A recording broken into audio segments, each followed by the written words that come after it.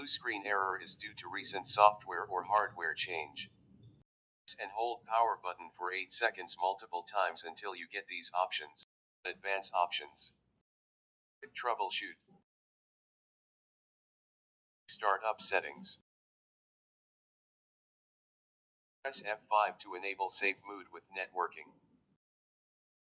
We'll enter in safe mood.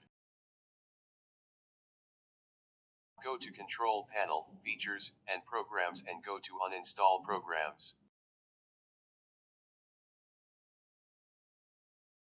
Click on Installed on to sort applications by download date.